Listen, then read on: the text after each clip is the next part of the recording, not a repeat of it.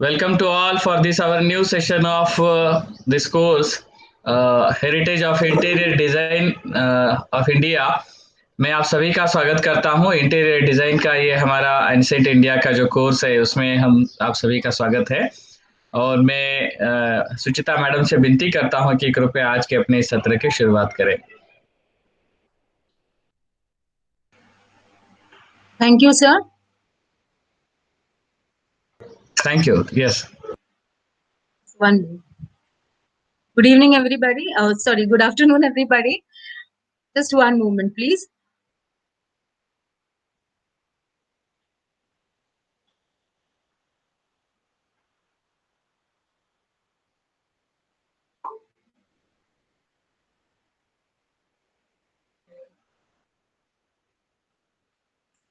Yeah, so we begin with the basics, and since we have 2 sessions today, we begin with the first session, in which we will be discussing construction materials used in ancient India, mythological creation of some of the materials, furniture in use in ancient India, techniques and the tools used.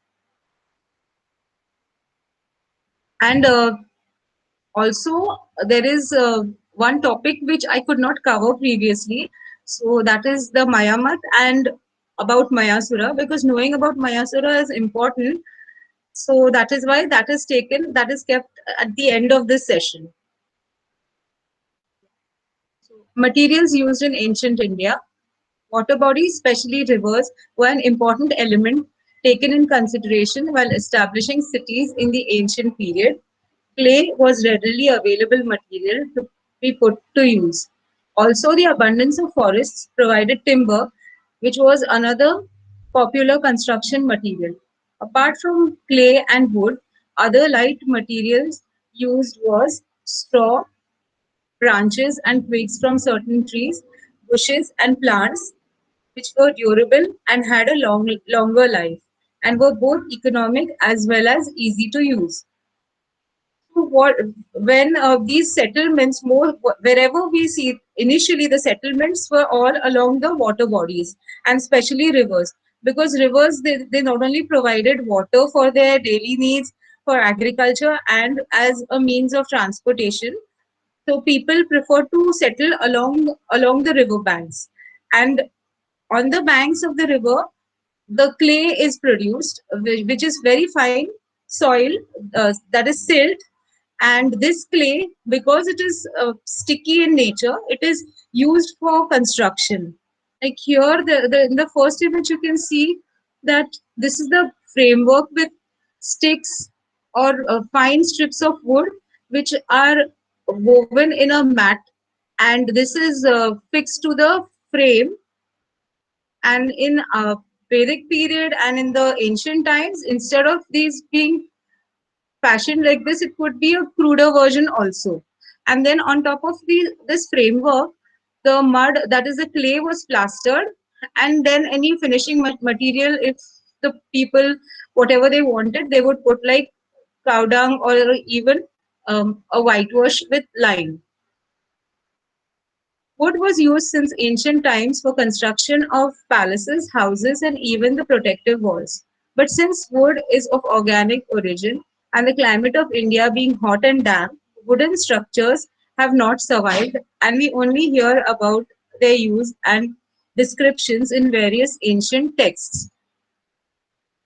We are fortunate as in the excavation of the palace of Chandragupta Maurya, buried remains in the form of teak wood platforms and a few pillars have been found. According to Vishwakarma Vastu Shastra, wood from a few selected kind of trees was allowed for use in temple construction and decoration. The northward bending trees, which bore this specific timber, were more favored, as such trees were considered auspicious. For use in secular structures, wood from more varieties of trees could be used. So, according to the Vishwakarma Vastu Shastra, there were certain specific types of trees, like the species of the trees which were used in vastu of the temple, and there were still more number added to this, used for secular purposes like the houses and in the forts and palaces.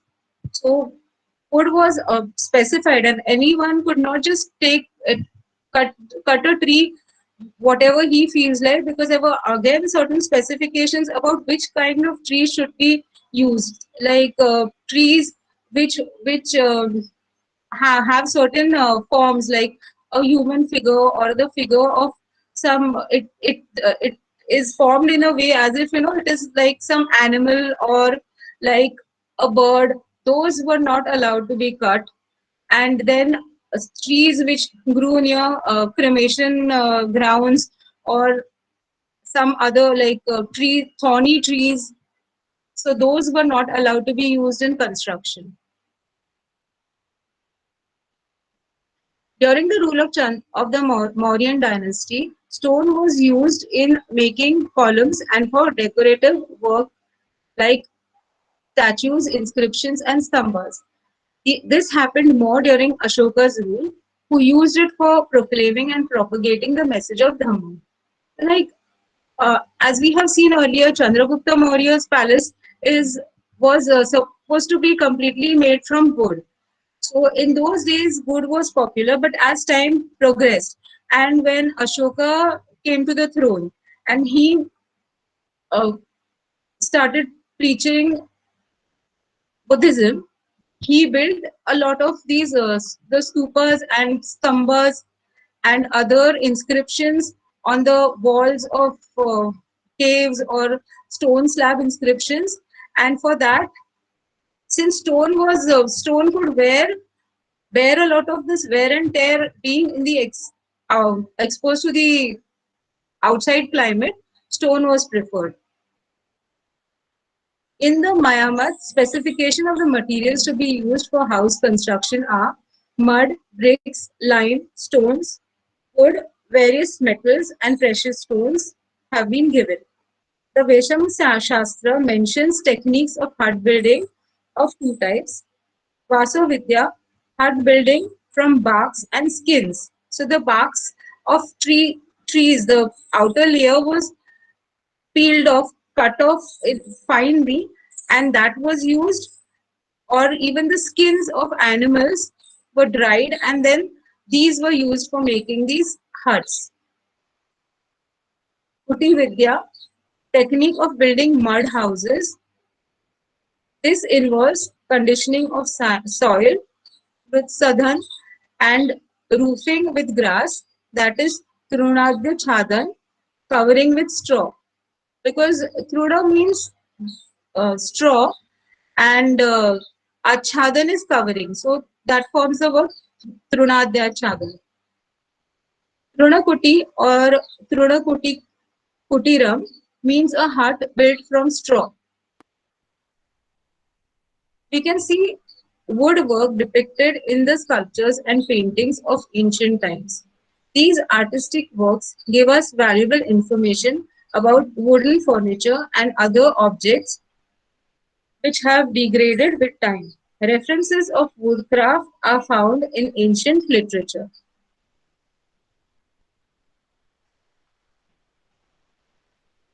In the Rig Veda, there are mentions of the carpenter as Twastra and the wooden articles like wooden buckets, large wooden sacrificial ladles called shruva, wooden posts called with carved images, large containers for storing stoma called drona, kalasha, four-cornered sacrificial cup. So these sacrificial cups were having four sides. So they formed a four-cornered cup. Ayurveda refers to carvings of gods in relief of wooden bowls. So the bowls had the carvings of deities, and mentions about, sorry, I made a mistake here. It is Atharva Ved refers to carvings of gods in relief in wooden bowls, and mentions Odumbar wood. Early Buddhist and Sutta literature speaks about wood carvings and wooden building construction.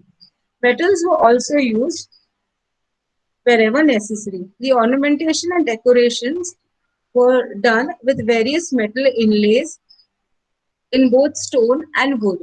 So the inlay of the so this is an example of a wooden box with metal inlay in it. So first the piece is either it is on wood or it could be even on stone. Like you can have it on marble, even granite.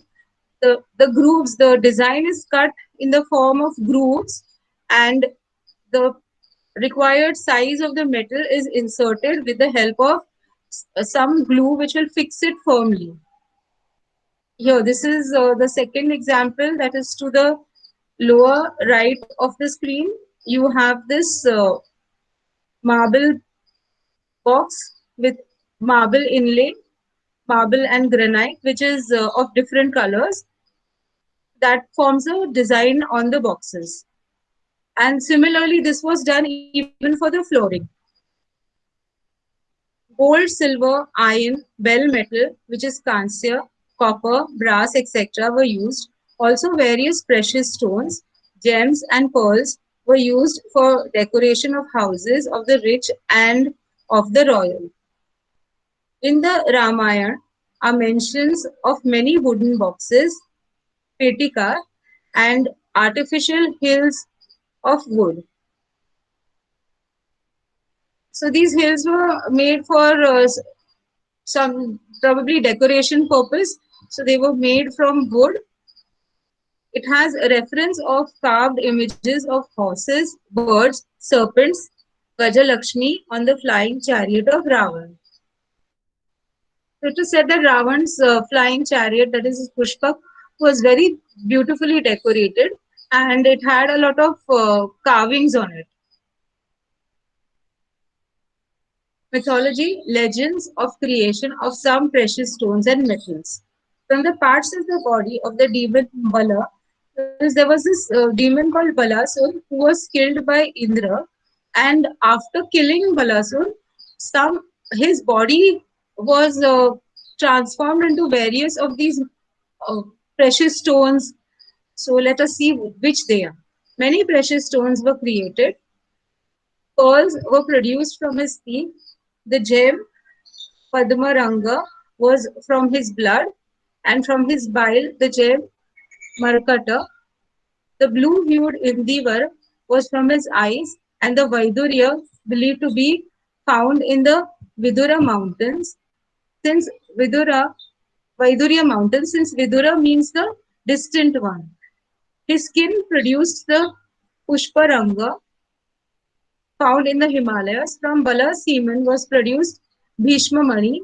His toenails produced the Nakhara, and Karketana were produced from his fingernails. His fat transformed into Sphatika, found in the Kaveri river basin in China and Nepal. His form, that is his Rupa, produced the gem Rudira. These are found in the Narmada river. So I have a few of these on the screen.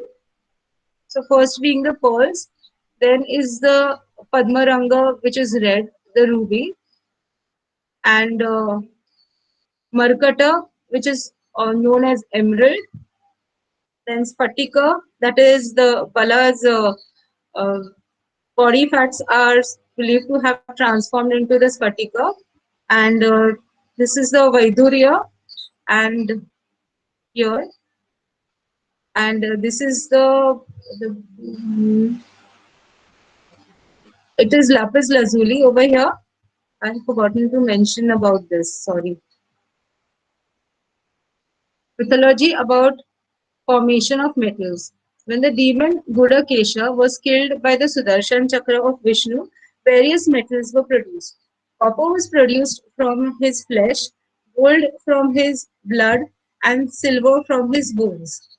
From the dirt of his bones were created other metals like lead, brass, which is an alloy of copper and zinc, and bronze, that is cancia, used for casting metals. So it is also known as bell metal. And copper, bronze is an alloy of copper and tin. Here this is gold. Here we have lead, bronze, and copper.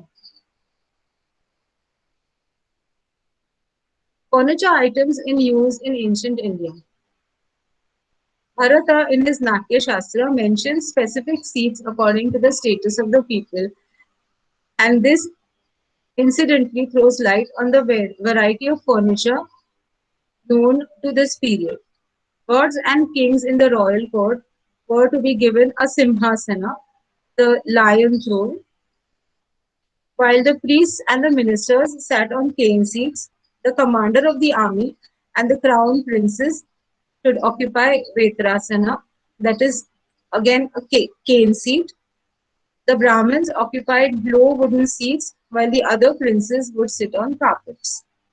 According to their rank, their position was and their position, each of the person was given a kind type of seat so that his position was honored by that particular seat, and they had to sit on those specified seats only.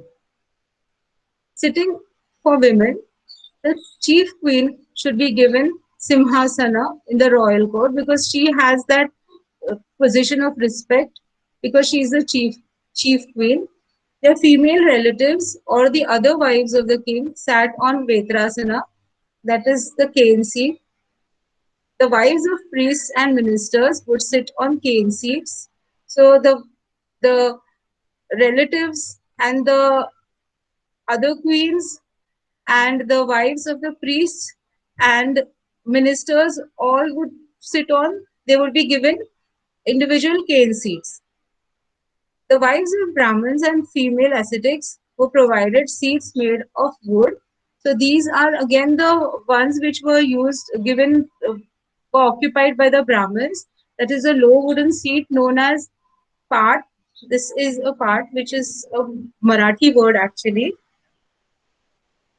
It is a low seat, and we even now it is found in our houses because it is it is like believed that while performing puja one should sit on this asan and then perform. A person should not sit on the floor. The basic reason again here being a little scientific apart from the beliefs, that is the conduction of the current which is produced in our body, so that is energy, so that shouldn't be wasted. So we are supposed to sit on these seats, these low seats, and perform pujas. The same pattern has been seen in the sculptures and murals, and we have references of all this furniture because it is mentioned in sculptures and in murals, and it is mentioned in our literature also. There are vivid descriptions of all these structures because, like, in one of the previous lectures when I spoke about the uh, palace of Ayodhya and the seat offered by offered to Ram, or even when other saints or other dignitary people visited, they were given specific seats. All these things have been mentioned in our books, and not only that, their mentions are there in the sculptures and murals. The furniture used in this period can be broadly categorized as follows: thrones, chairs, seats, and cane stools, wicker stands, tables, footstools, bedsteads, and other wooden objects. There were two types of thrones, small and large. So, depending on the size, the type has been described over here. Small and large thrones had specific designs. So let us see how they were designed. Thrones having solid lower base or legs, but with or without armrests and brackets. This is with a armrest, with a backrest and without armrests here. Had decorated cornices with geometric patterns and floral motifs. So here, this is the molding, the cornice. is well decorated. Even in this image, you can see the Gandhara reliefs depict this kind of throne. Thrones with a rectangular seat, pillar-like legs, and carved. The first image, the one on top, you can see the pillar-like legs of the throne and carved patterns on armrests, but without a backrest. So those kinds also were available. I couldn't get an image of that without a backrest and just the armrest. And here, this is one which is without backrest or armrest. So it could be just the armrests over here, this on either side, and without any backrest. Some thrones were compact like chairs with or without armrests. So because they were like chairs, that means they were smaller in size. High thrones having pillar-like or amlaka-shaped legs with or without armrests. This we could take as amlaka shape, but this doesn't have the grooves which an amlaka generally has.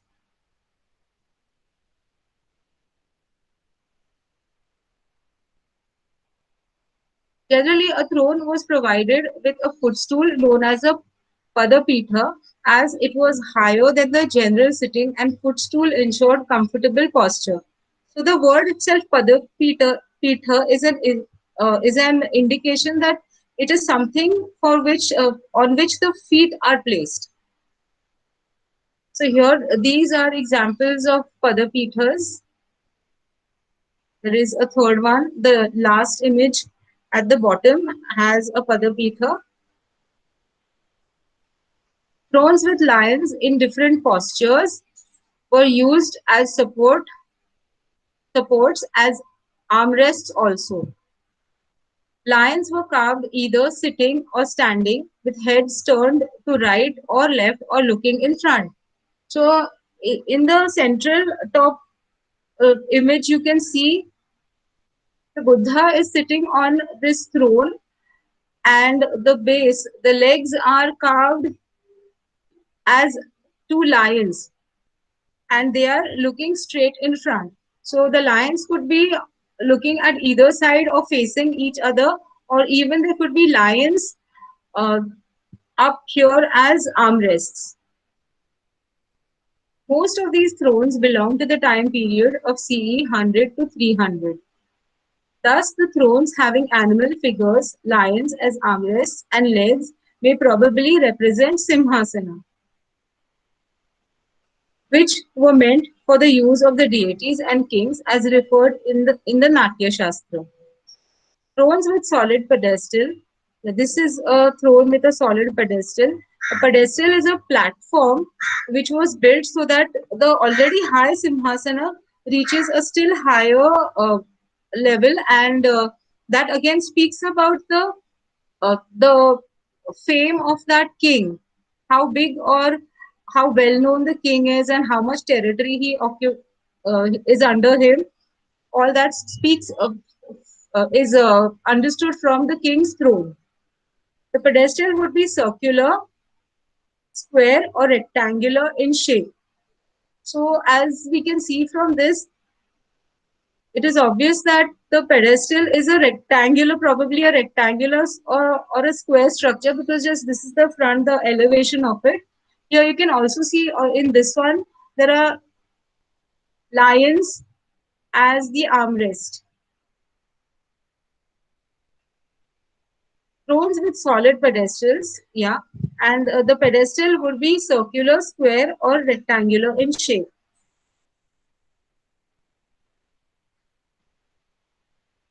Chairs. Chairs of superior workmanship are represented in the sculptures of Amravati and Nagarjuna Konda. Varieties: a three-legged and high-backed chair without any armrests, or circular frame with carved legs in the shape of a lion's legs. So here, this is a chair with lion's legs, This has an armrest and the backrest also. And you can see there is a Padapitha below with cushions placed on this. And behind on the backrest, again, there is a lot of carving done. Similarly, the framework also has a lot of carving. Even the legs are, though they are fashioned like lions' legs, they again are carved, and the detailing of the nails also is visible.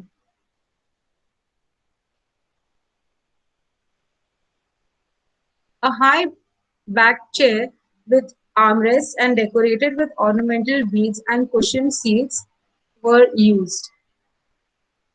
There is one with this one. Chairs were common in Rome, from where the concept was introduced in India.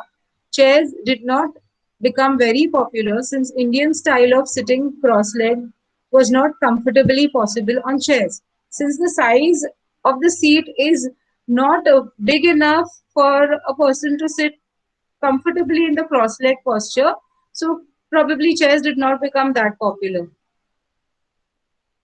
The chair had high arched back with a full intermediate support, which is decorated with rows of beads, lotus flowers, and rail pattern. The armrests were also decorated with the same patterns.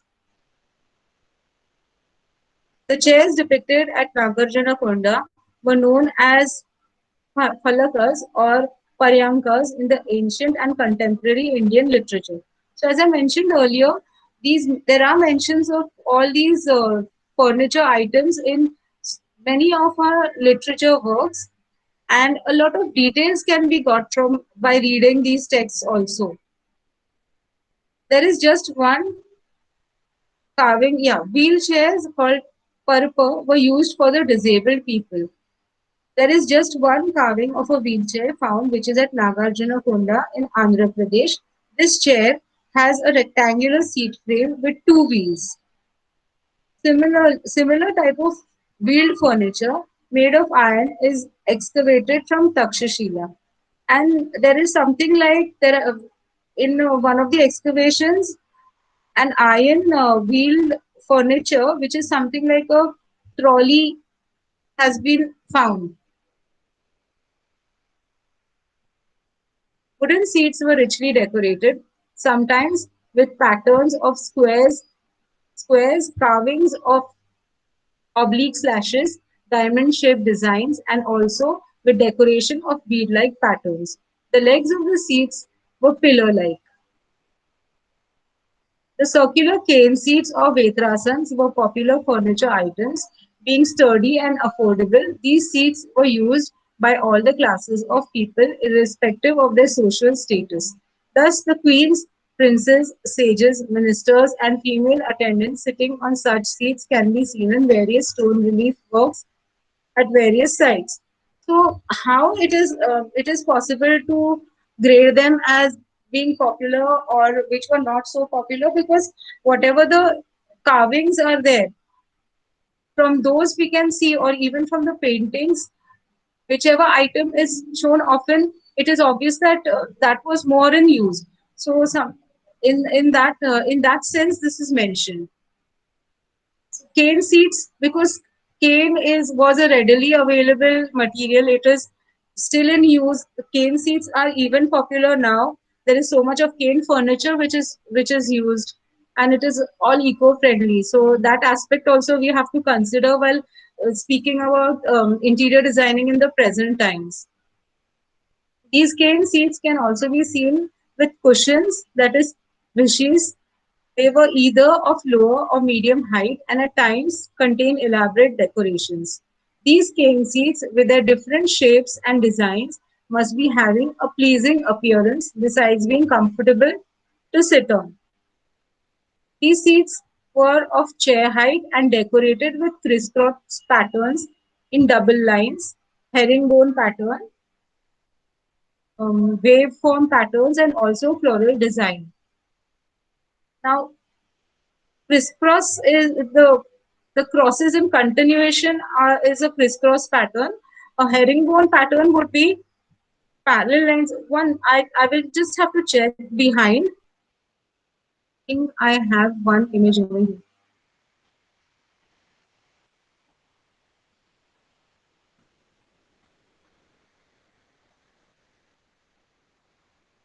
No, sorry, I do not have. But here you can see a crisscross pattern.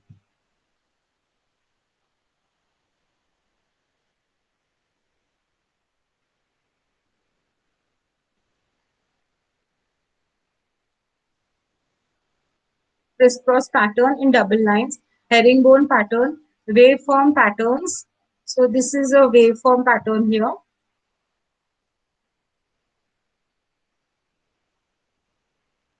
The cane seats at times had backrest and were also provided with footstools. So if they had a backrest, they worked as chairs. So and since they were of a greater height than the other footstool, the lower height cane stools, they were provided with a footstool. The wooden stools, three-legged, had circular tops and the ends here. This is a three-legged stool. You can see the three legs here, and it is a circular stool. And the ends of the legs designed like animal paws. The ivory carvings from the 2nd and the 3rd centuries CE also have shown such stools at Bharhat and Samings in stone. Because the stands were made of cane wood as it was a popular building material. Various examples of such cane stands are present.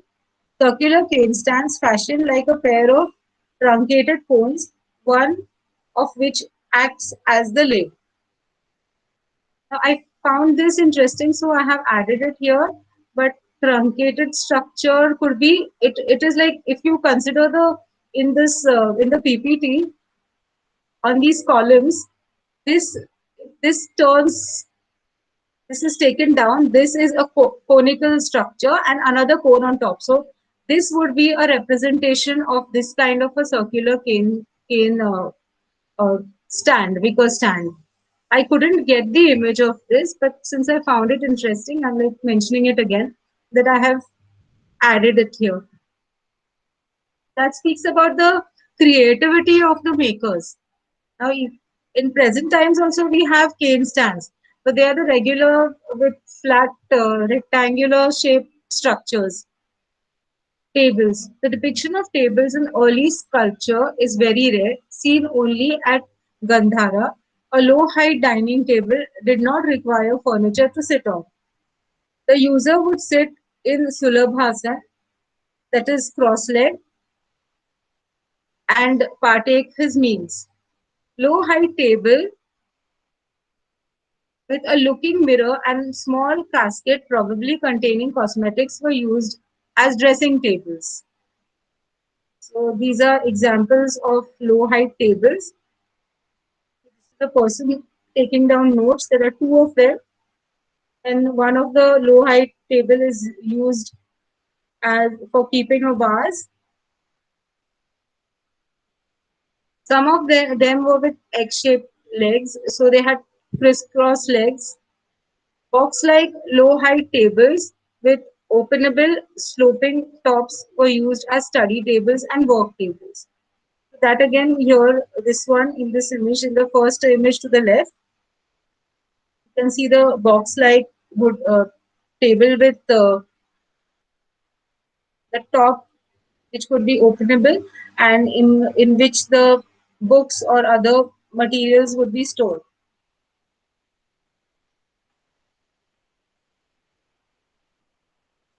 Cave seats and Vetrasans. The seats and Vetrasans in ancient Indian sculpture is a large variety. Some of them are like the modern ones. Varieties: rectangular seat with solid base, rectangular seat with legs, circular cane seats. So here this is one, and here this is a table, and this is again a circular cane seat. and this could be used as a footstool or a seat.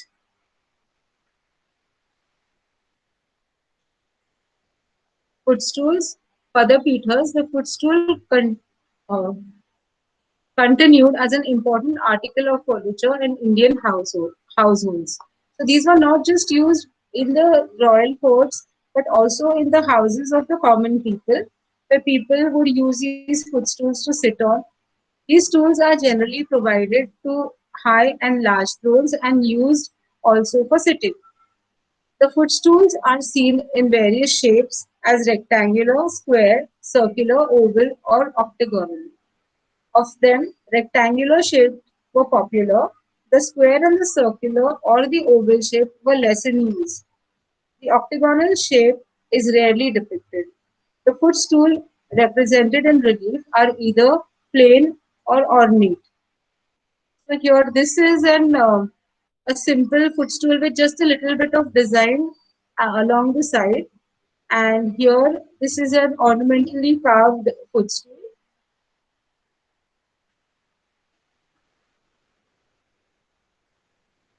The footstools represented in relief in either plain or ornamental. Wherever the decoration is present is comprising of rail patterns, beaded patterns, or at times relief work of lotus flower. And these footstools, the second image here, that is to the right, these are in the shape of lotus flowers. In Buddhist literature, the footstools found mentioned at various places, and these padapithas were used to place the washed feet.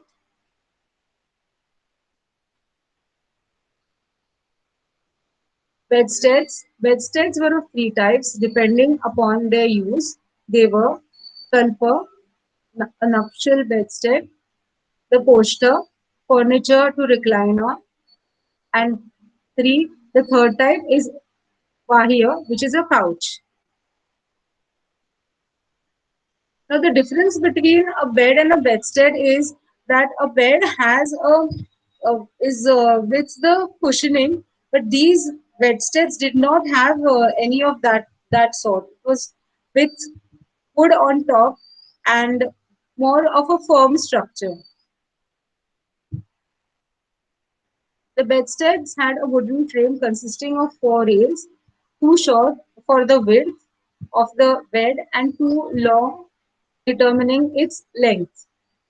This is the longer rail, and the one across which would go here and over here would be the shorter rail, and this comprises it makes up the framework of the bedstead.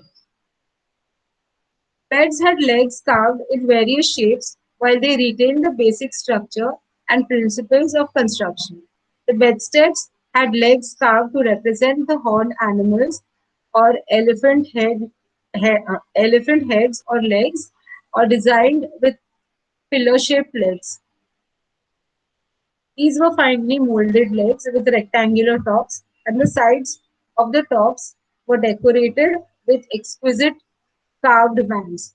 So this part is being described over here. This is the top of the bed, and these posts again form the sides. And these, if you can see, they are beautifully carved. Fine carving is seen on these. Sometimes the fringe of the bed was decorated with various patterns. These bedsteads are provided with bedspreads.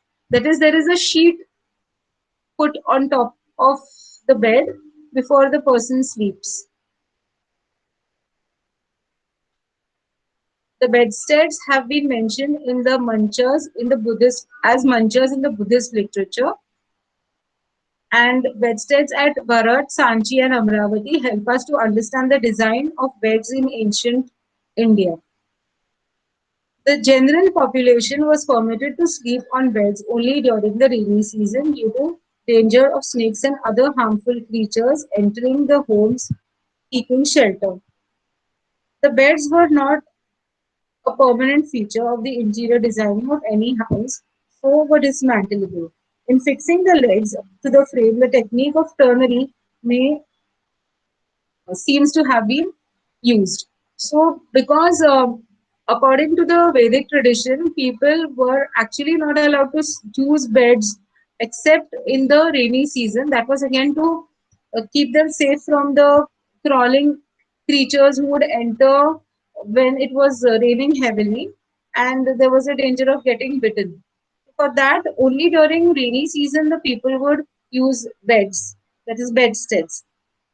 And otherwise, what they would do, since they were not permitted for the other months, so they would dismantle it. And dismantling was they had threads and screws. The bedstead would have this mechanism of the posts being removable and again rejoined. Other wooden objects. Evidences of the oldest known remains of Indian woodwork can be found as framing at the entrances of Chaityas at Karli. So the Chaitya at Karli has this still existing wooden structure. From this, we can understand how the framing, how good it was, and how the style of framing which was done. Another important example of ancient wood carvings has been found at Arikamedu in Puducherry, southeast India, belonging to the first BCE or early first CE century, is roughly fashioned with its central portion scooped out, resembling a large shuttle, possibly a boat. So something like a boat seems to have been done. This is not the actual representation. It is another image which I put in to show what kind of boats were used in those days. And of course, in this you can see a bullock cart. There is another bullock cart here.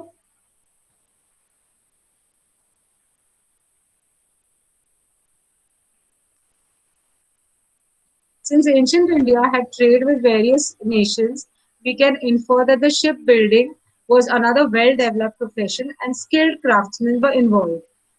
These were not small structures and could successfully sail the men and cargo through rough seas and withstand the winds and water.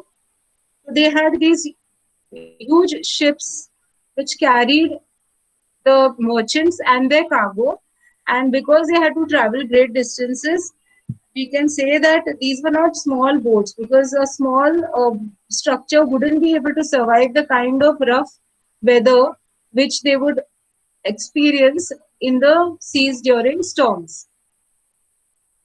Also, the carts and chariots were made. War chariots to be drawn by 4 horses and carrying capacity of 6 warriors, which includes 2 chariot drivers who too engaged in warfare when the battle got fierce. So these chariots had the capacity of carrying 6 men. So they were quite spacious and they were strong also. And what happened? What would happen that the chariot drivers, there were two of them, because then when the battle got fierce, one would ride and the other would also join in with the other occupants of the chariot in the defense and the attack. This also is a good evidence of the excellent carpentry of ancient India. And the carpenters of those times were valued highly because they were skilled and especially they made all these things like especially the chariots and so many other things. And since houses were made from wood in those days, so the carpenters had a lot of respect. Techniques. The techniques of wood carving have been practiced in India since very ancient times. In constructing palaces, temples, and houses, wood was the main raw material used. Little remains to speak of its antiquity more clearly. A careful examination of the stone carvings of the ancient period, however, shows that the technique of wood carving was later used and further developed into the stonework technique. In olden times, much of the carving could have been done by freehand, assisted by rough outlines drawn on wood. Even a stencil would only give the outline, while relief carving as well as low and deep undercutting used depending on the skill of the worker. The craftsman translated the shape from his imagination into perfect form in wood with precision. So the craftsman was beginning with a block of wood to transform it into something very exclusive. The person had to be that skilled and he should be able to understand what he's doing and the way he cuts. Now, even one wrong uh, chipping of the wood would spoil the entire structure and all his effort would go in vain. So his skills were very important and his knowledge of his subject and even especially even of mathematics was needed. Mathematics and geometry were used while making all these structures. Yes, I couldn't show in the previous when I was describing the roles. I couldn't show the design of herringbone. So this is a herringbone pattern along the border of this throne.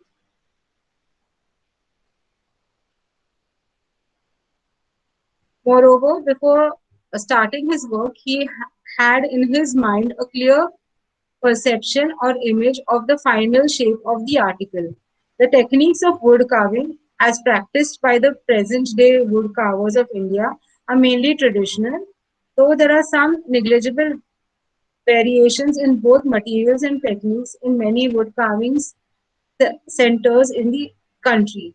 Some of the techniques followed by the craftsmen is explained below. The first step was so now the wood carving techniques. What was done, how the wood was fashioned into some beautiful carved piece. The first step was to take out the piece of wood of required size on which carving is to be done from the log. Then straight lines were marked with the help of strings dipped in chalk or red ochre, which is in Indian languages known as geru, to give proper shape. Then the piece was carefully trimmed with a sharp wood cutting blade to give it the desired shape. After this primary operation, the real technique and skill, however, lay on the subsequent operations, which require on the part of the carver true knowledge of forms and correct use of the tools, which could enable him to deftly take out the unwanted portion by means of gauges and chisels of different sizes, with the manipulation of the strokes through the movement of hand.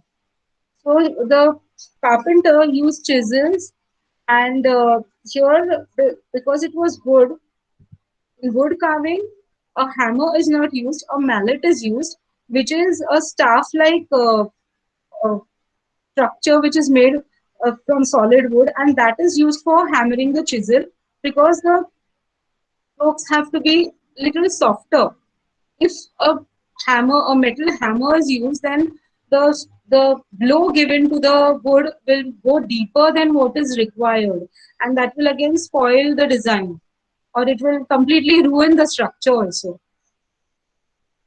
After this primary operation, uh, correct use of the tools which could enable him to deftly take out the unwanted portions by means of gauges and chisels of different sizes, the manipulation of strokes through the movement of hand. Starting with the broad outlines, the artist proceeded from simple to intricate carvings. Beginning with large tools, he progressively used finer chisels for smoothing surfaces, carving veins and creepers, giving light and shade curves, relief, and chipping of spaces in the recesses or decorating the background.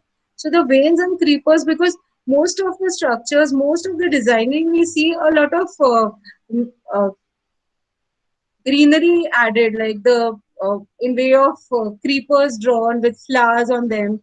So these creepers would have fine leaves also. So for that, very efficient workmen were required.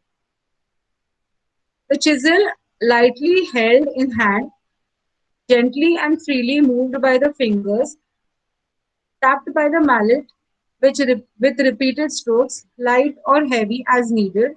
Thus, the craftsman from low to moderate and moderate to high relief and carried out low or deep undercutting as required by means of simple tools. It was a skill of the craftsman and not complicated tools which produced the wonderful works. So, like the modern days, a variety of tools are available. But in those days, simple tools were used by the craftsman. It was a skill of the person how he used the simple tools and created such exquisite, such beautiful patterns and such beautiful designs and furniture items and even the temples and palaces. The last step of finishing was done by innumerable patient strokes with finer chisels. For smoothing rough edges, indigenous files were used.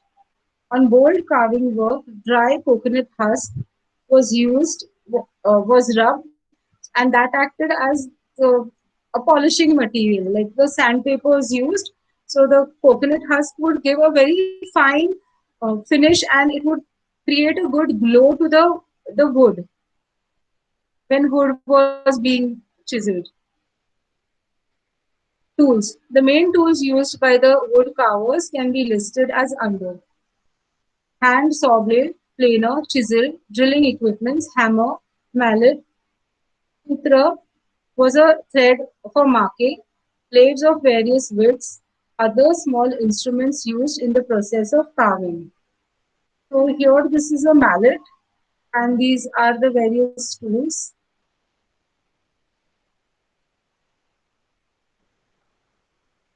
The main dependence of the carver was on the large number of chisels, gauges, and punches of various sizes and shapes. Worked with the help of mallet, which is like a thick wooden staff with one end tapering, act as a handle.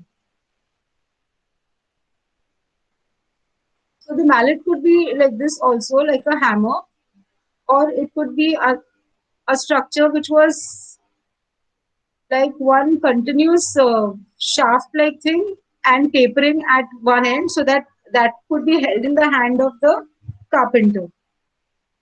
The broader end would be used for hammering.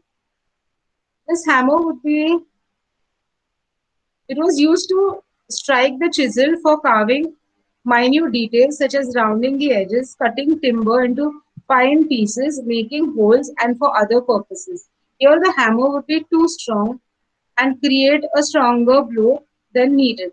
It was used to carve the fine items like eyes, ears, nose, lips, locks, etc. In a statue, the fine shapes and more tiny tools were used. The tools used in sandalwood carving mainly consisted of a saw, a planer, a mallet, a hone, and a chisel. So here I have spoken about locks. Locks are the locks of hair. That again needed very fine tools to give that softness to the feature, and even the structures, the parts of the face like the nose and the lips and the eyes, they also had to be carved very finely to give to bring out that expression. If the various expressions, if a little bit the size is altered, then the expression would change, and that the effect which was supposed to be created would not be created. So for that, various tools were used, and the efficiency of the craftsman was the most important factor in it. Vajra and various other glues were used. The polishing of stone was done with the help of cow dung, which acted as the greasing material. These are a few carpenters at work. Here, this is a mallet, the one I was speaking about. It has a handle which is of a lesser diameter so that it gives a good grip to the person who's holding it.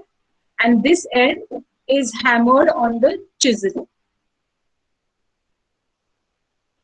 And here, this person is using a saw, and this is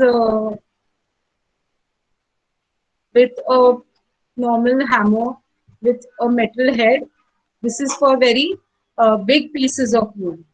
And a mallet is used for the finer carving work. The big piece when it has when the carpenter had to break it off from the remaining huge piece, he could use a normal hammer because that was needed. Their lighter strokes would take a very long time and you would get tired. So instead, a normal hammer would be used. The furniture shown in the sculptures and paintings like thrones, because stands, seats, footstools, bedsteads, and boxes reveal native styles. But some of the items of furniture like tripod, three-legged stools, wheeled furniture, tables, and bedsteads made with ternary technique to foreign origin. The arrival of foreign furniture articles was due to the contacts that India had with the foreign countries like Greece, Rome, Romans, and Parthians, etc. In the early centuries of CE, however, there has not been much change during the long span of Indian history in respect to furniture. In majority of the cases, the older shapes are continued. Has it has taken a long time to imbibe the foreign elements into our cultural pattern. The wood industry during the period had reached at its zenith in making high-class furniture as quite developed techniques and tools might have been evolved. The furniture articles present a picture of contemporary socio-economic life of the people and the work of the craftsmen. Manufacturing of various household objects, furniture, carts, boats, and various other articles show that the extensive use of timber made by the carpenters prospered. They were in such a state that they could make donations and have them inscribed. So, as I've earlier spoken, the position of the carpenter was high, and because his work was in so much demand, carpenters led a luxurious life. Rather, not luxurious, they had enough uh, earnings, and they would donate a part of their earnings as charity to the various religious institutions. Examples from sculptures and paintings help to conclude that the immense economic prosperity of the people and the religious zeal resulted in better techniques and fine specimens by with passing time. Leather was also used in various ways. Numerous references to leather objects like armors, shields, protective covers, shoes, tough and strong collars for elephants were made with various kinds of skins found in the Vedic and the post-Vedic period, of which references can be found in literature, which were made and used. So that again, we speak about the leather, which was fashioned in various forms. And now going to the origin of Mayamat.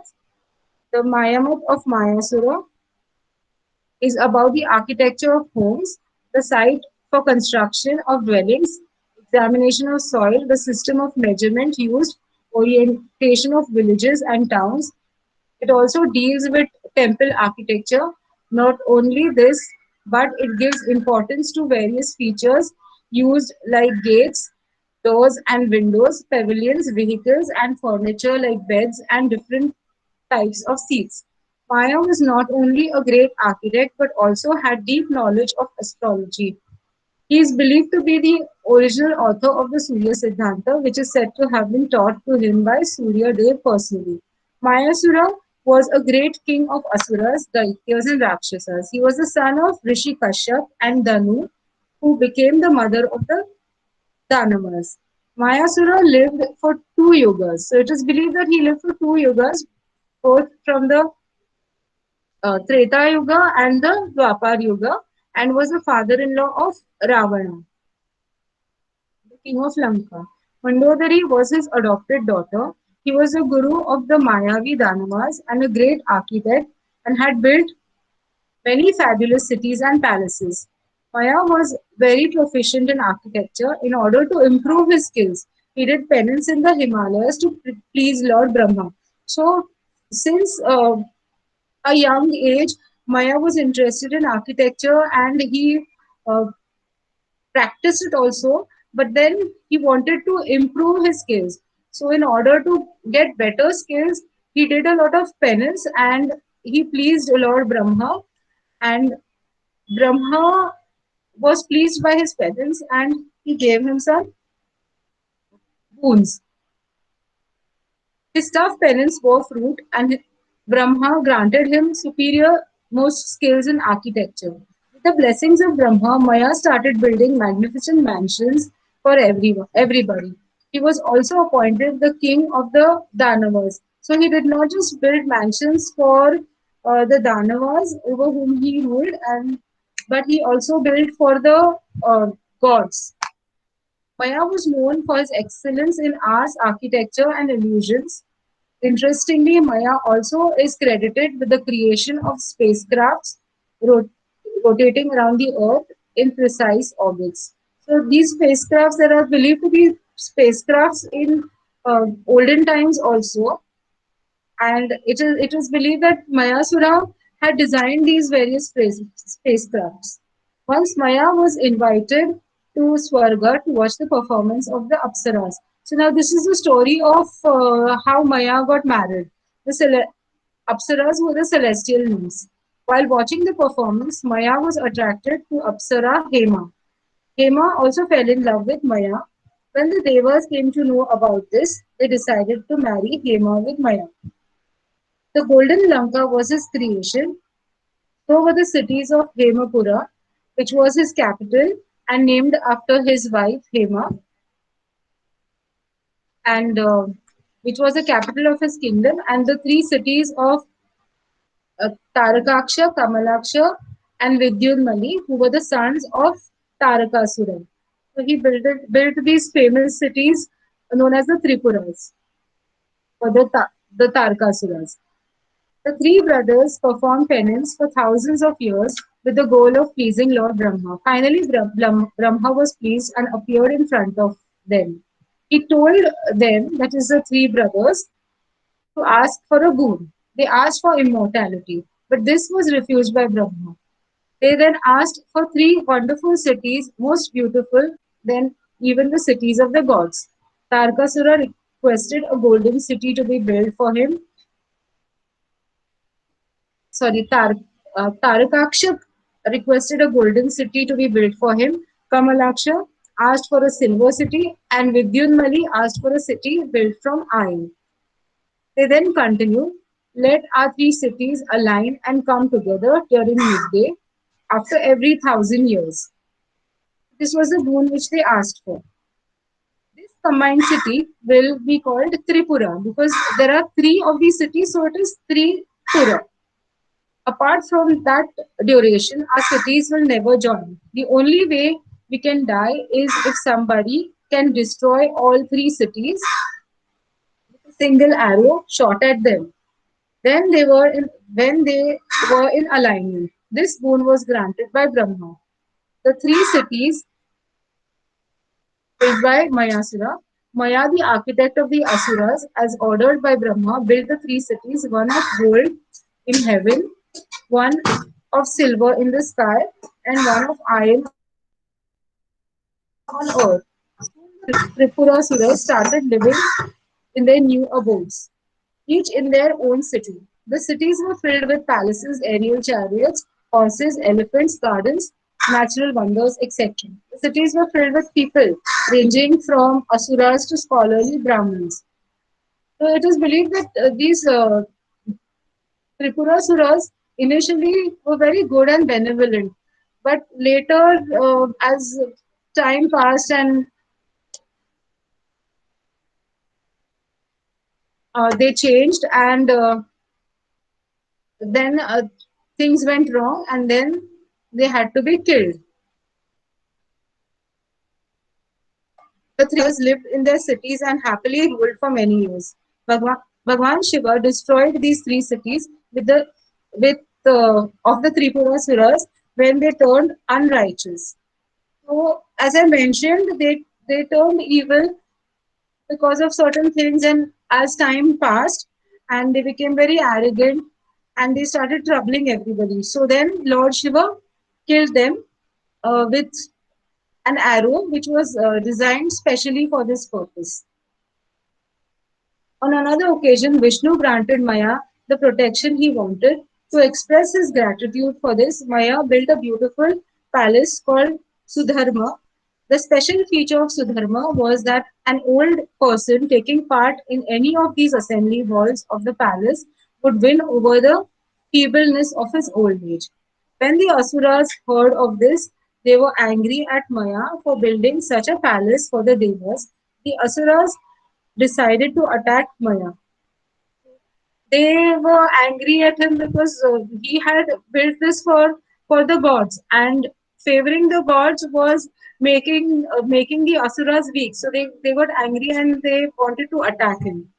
And to escape this attack, the terrified Maya temporarily fled southwards from Hemapura with his family and reached the Vindhya mountains. There he built a mansion for the protection of his family. A tribute to our ancient artists across the globe. Religion in general has proved as an inspiration and impetus for the arts and artists. Since ancient times, India has been an exception to this rule. More than one religious faiths have coexisted in India since more than 2000 years and have been the inspiration for various artistic and architectural developments in the form of great works of art, painting, sculpture, architecture, and various fineries like textiles, ornaments, etc. The rich and diverse arts developed under the patronage of religious various dynasties of religions, various dynasties, traders, and even the common people of yesteryears.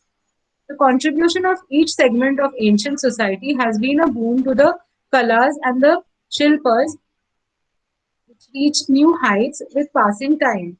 Without the acknowledgement and financial backing, the Shilpins, that is the artists, would have lacked the necessary motivation, and Indian art and architecture would not have reached the diverse, complex perfection it reached.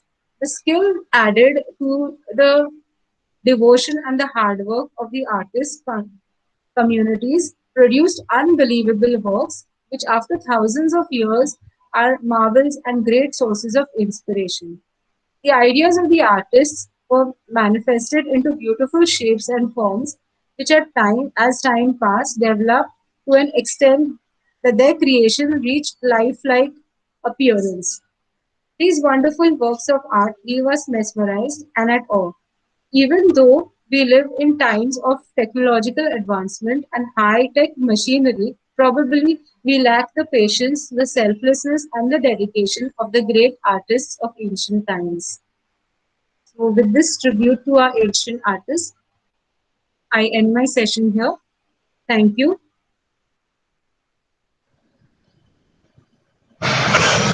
Thank you thanks a lot. और Thank you, sir. आज का ये session जो है आपने यहाँ आप इसे stop present present Yes, sir. Yes उसको कर सकते हैं। आज के सेशन में आपने जो tools and techniques and furnitures और इस सब के बारे में बहुत अच्छी जानकारी दी। बड़ा अच्छा Thank you. लगा। और इसमें से कुछ वर्क जो आज भी कुछ आर्टिस्ट कर रहे हैं उसको भी आपने थोड़ा कुछ फोटोग्राफ जो यूज किए उसमें से दिखाई दिया। ये बहुत ही अच्छा सेशन रहा और मैं सभी को रिक्वेस्ट करता हूँ अगर कुछ सवाल है तो आप चैट बॉक्स में लिख सकते हैं या आपको ऐसा लगा तो हमारा जो इवनिंग का सेशन है उसमें भी आप पूछ सकते हैं। कुछ लोगों को ऐसा हो सकता है कि अभी हमने जो सीखा है या लास्ट 6 डेज में जो भी हमने सीखा है उसके बारे में अगर कुछ भी सवाल हो तो कृपया अपने सवाल जो है लिखें। और इवनिंग का हमारा जो सेशन होगा हमारा जो 7 to 8 जो टाइम है उसी टाइम पर होगा, तो सभी लोग उसके लिए भी ये कर सकते हैं। इफ अगर अभी किसी को कुछ सवाल है तो यहाँ पूछ सकते हैं।